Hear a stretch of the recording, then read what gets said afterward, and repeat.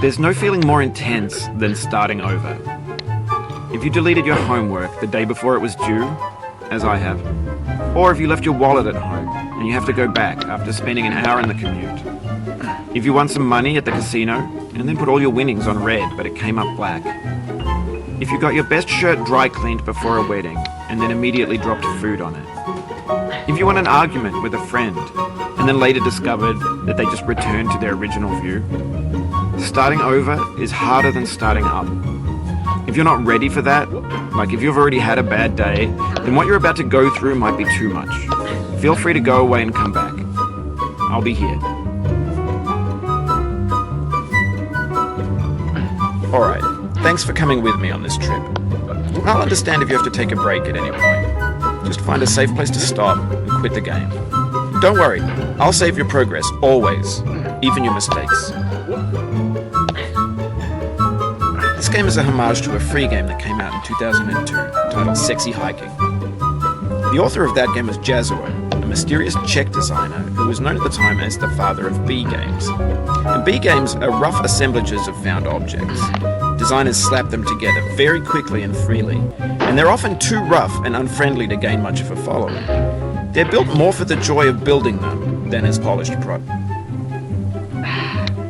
In a certain way, Sexy Hiking is the perfect B game. It's built almost entirely out of found and recycled parts, and it's one of the most unusual and unfriendly games of its time.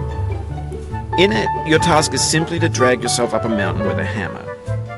And that act of climbing, in the digital world or in real life, has certain essential properties that give the game its flavour. No amount of or too slippery. And the player is constantly, you're standing next to this dead tree that blocks the way to the entire rest of the game. It might take you an hour to get over that tree, and a lot of people never got past it. Prod and you poke at it, exploring the limits of your reach and your strength, trying to find a way up and over. And there's a sense of truth in that lack of compromise. Most obstacles in video game worlds are fake. You can be completely confident you'll get through them. That's it. Every player wants fighting.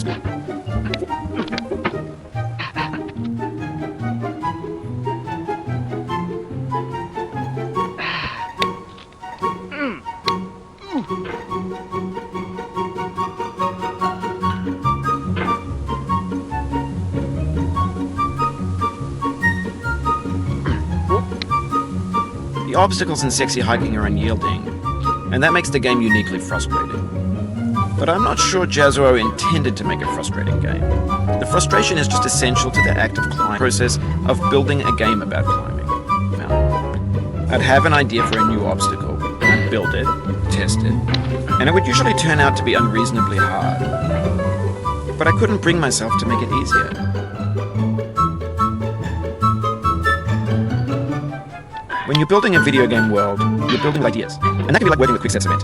You mold your ideas into a certain shape that can be played with. And in the process of playing with them, they begin to harden and set until they're immutable, like rock. And at that point, you can change the world.